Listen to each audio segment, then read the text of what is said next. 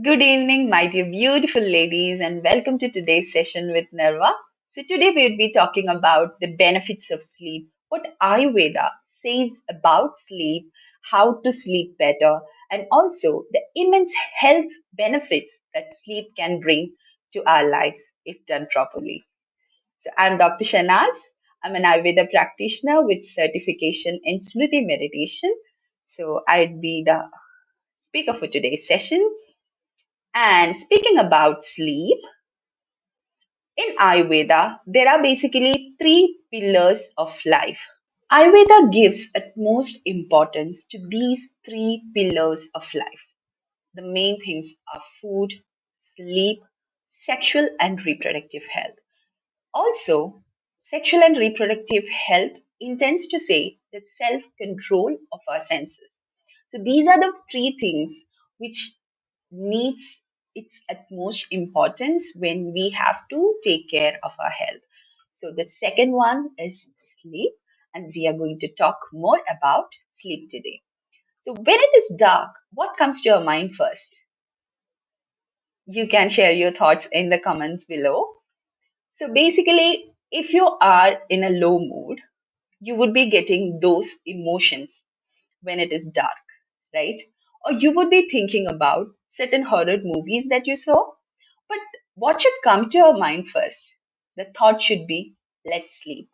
And it's time to sleep. Because we human beings have this circadian rhythm with the nature where sleep has a dark connection. That is from evolutionary biological perspectives. Daylight allows us to get involved in essential activities like food procurement, defense, and not only these are observed in humans, right? But sleep is also observed in plants. There are certain activities that we observe in certain plants because of the daylight and the change of daylight to night, etc. The first one is heliotropic movements.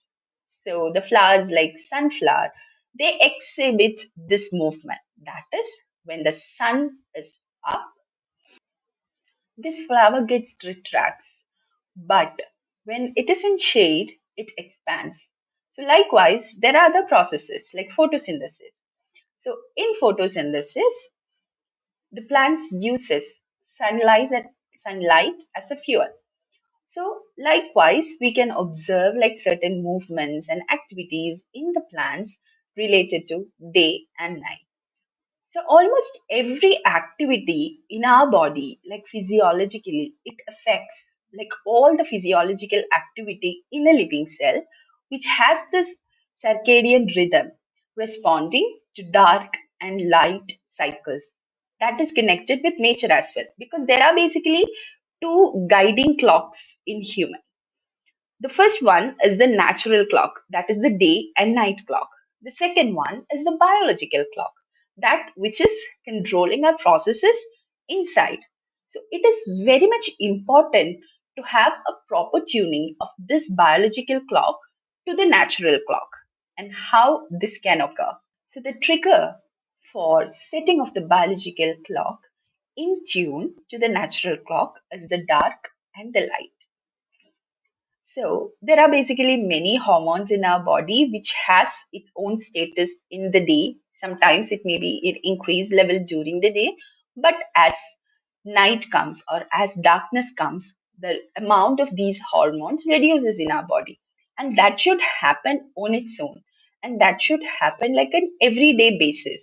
Then only we'll have that, healthy physiological processes happening inside our body. Now, coming to the status of hormones, which plays vital functions in our body during the day and the night. So, cortisol is also known as stress hormone, which comes into action when we have a stressful situation or something which needs action. So, that is the defense mechanism. So, usually or in the normal state, cortisol stays up during the day as well as it goes down during the night. So, that is the normal mechanism which happens. But if you are looking your phone or if you are not sleeping in proper time and you're awake and you're reading something or even if there is any other light exposure that is happening, then that naturally increases the level of cortisol in our body.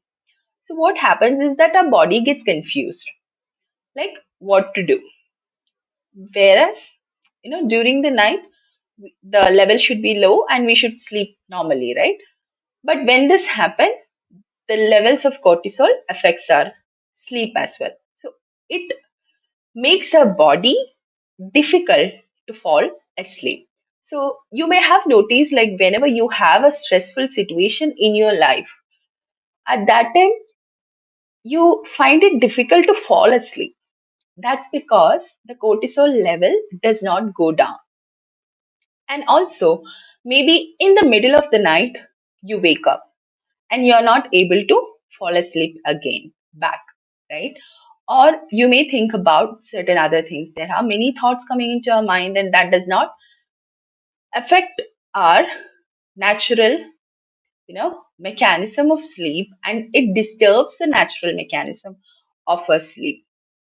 So that's why it's very important to sleep at proper timing and also having a proper schedule so that these hormones stay at its levels during day as well as night.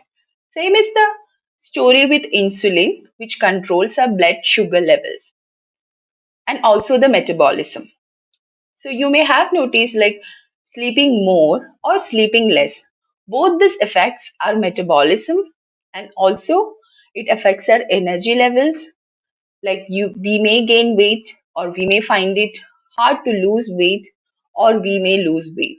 So all these metabolic changes happens because of these hormonal changes that is happening during the day and the night. And there are other hormones as well, like leptin and ghrelin, which is related with our appetite. The leptin is a hormone which restricts our appetite so that we do not become hungry.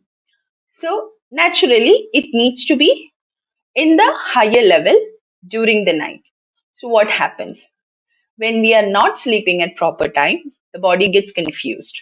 So, it does not know whether it's night or day. So, then it naturally induces hunger because the leptin hormones are less during the night when we are not having a proper sleep schedule.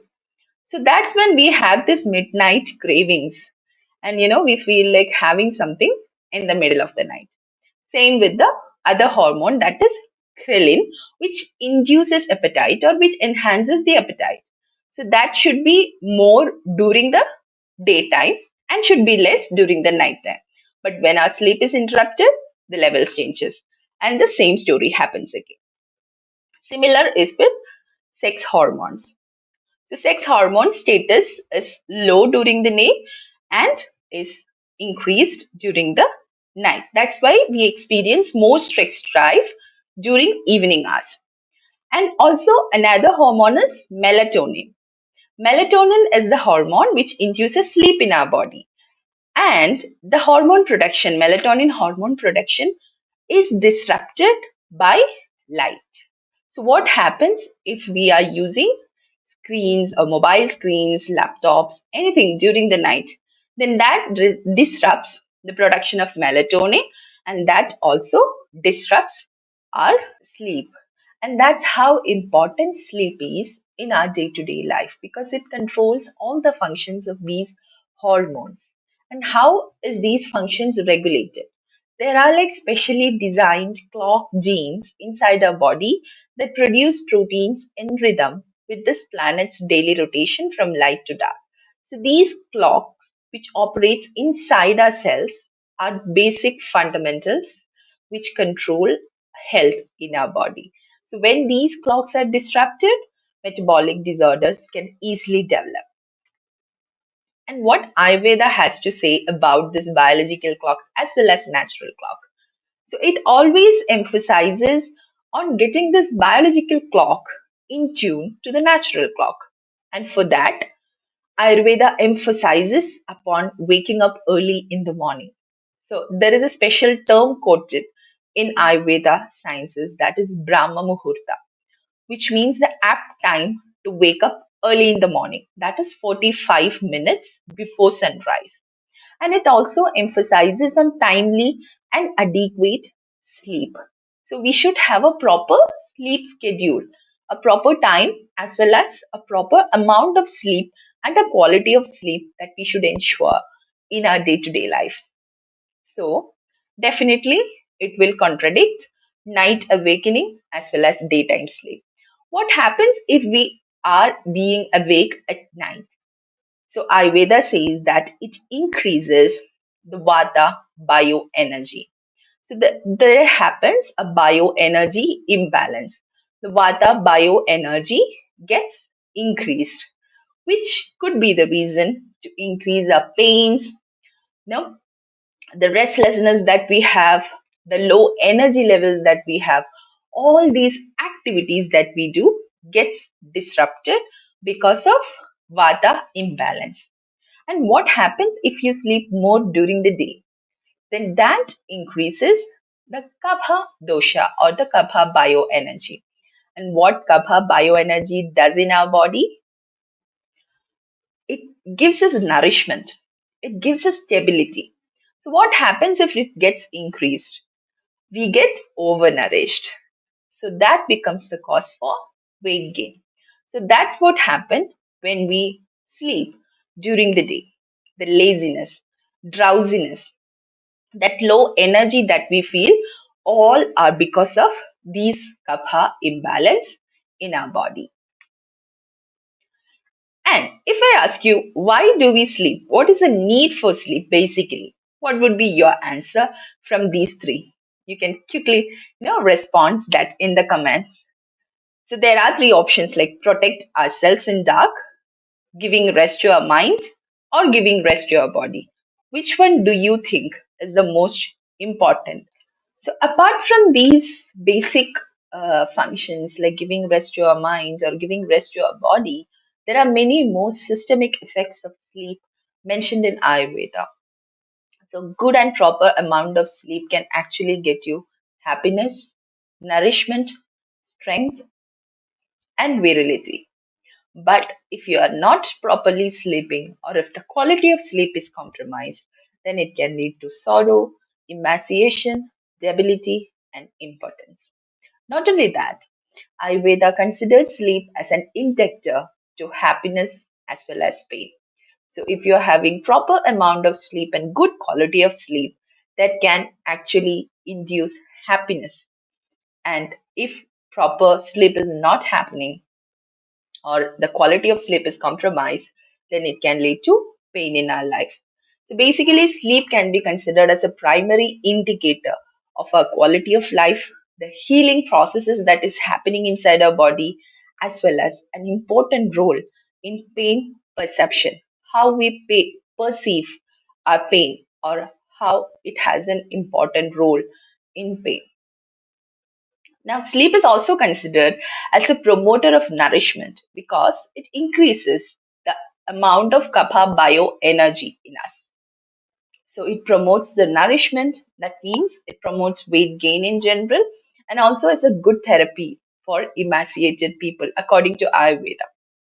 When you sleep, like in a more amount, and also, there is a very important relation between sleep and our immune function because proper amount of sleep can actually boost your immunity by increasing the production of certain special cells that does the immune function in our body called as T cells as well as cytokines. So this enhances the immune related memory in our body. The recent research is published suggests that sleep and obesity has an important connection.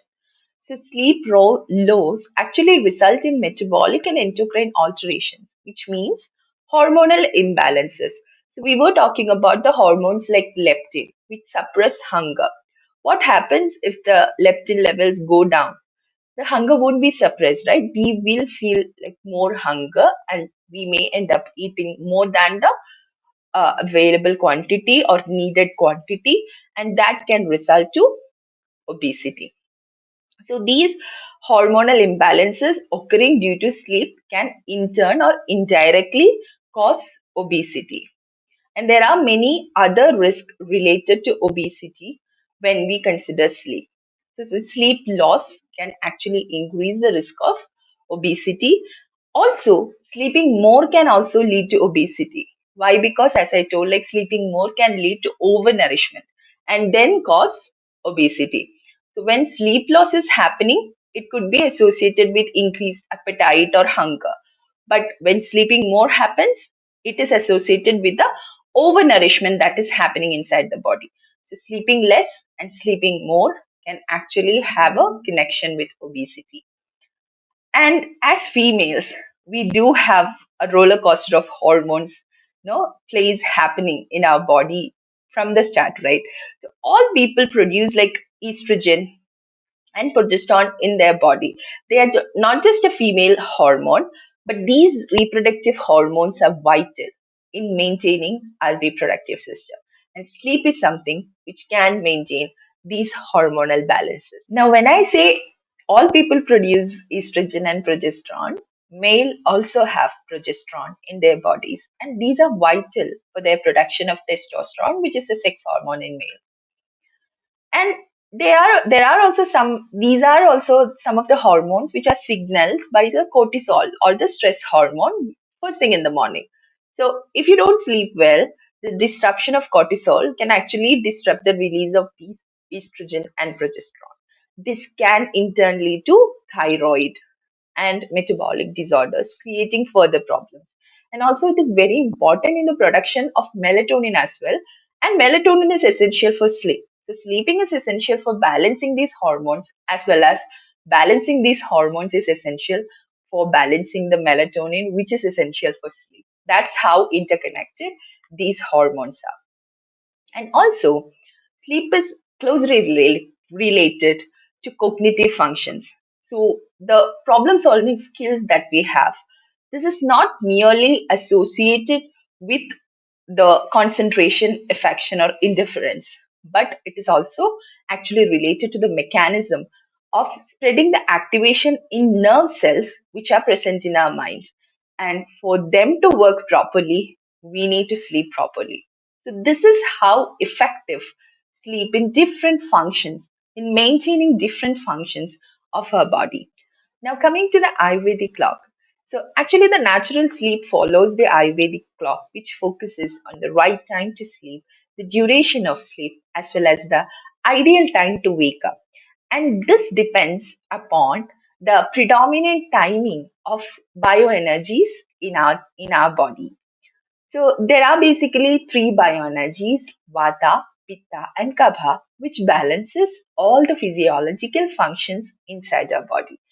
And during morning time, like 6 a.m. to 10 a.m., the Kapha bioenergy is predominant, whereas from 10 a.m. to 2 p.m., Pitta bioenergy is predominant, whereas from 2 p.m. to 6 p.m., it's the Vata bioenergy. Same thing happens at the night also. That is from 6 p.m. to 10 p.m., it's the Kapha bioenergy. And Kapha bioenergy is the one which induces sleep inside our body. So the best time to sleep would be during this kapha predominant period because that would be very easy for us to sleep since the kapha bioenergy is predominant which actually induces sleep in our body. And also make sure that we need to have at least 2 to 3 hours of dinner and sleep time. So in order to sleep at 10 p.m., you need to have at least your dinner at 7 p.m. And that would induce sleep in right time, that is at 10 p.m., in which the cover period has induced more dullness in the body, and that will help to go to sleep in the proper time. Now, how will you know that your sleep quality needs to improve or your quality of sleep is very good? Now, you can quickly take a short test which can determine your sleep quality. Now, just think about, have you ever experienced like you take more than 30 minutes to fall asleep when you stay in the bed? Or do you regularly wake up more than once per night? Or do you lie awake for more than 20 minutes when you wake up in the middle of the night? Or do you think like you sleep less than 85 percentage of time in your bed? Or have you ever experienced the tiredness or difficulty in concentration during the day, or breaking skin breaks out, or your eyes feel puffy, red, or you develop dark circles or bags below your eyes? You feel hungry more often, especially for junk food, or gain weight. You feel more stressed out, emotionally exhausted, or have you been ever diagnosed with insomnia? That is sleep disorder. So, if ever anything is of these signs you have, that shows that your sleep quality definitely needs to improve. Now, what is sleep quality? Sleep quality refers to how well you sleep. So, it could be the duration of sleep, that is quantity of sleep, which is only one aspect of sleep quality, but it's not the entire picture. There are more, like how, which will determine how well you sleep by determining the sleep efficiency, the effect of your sleep, no, and there are more other things. And we would be discussing more aspects of sleep quality, what affects our sleep quality, and which kind of prakriti or dosha predominance affects our sleep quality, and how to balance these bioenergies in order to enhance the sleep quality. All these things will be discussed in our next video coming up.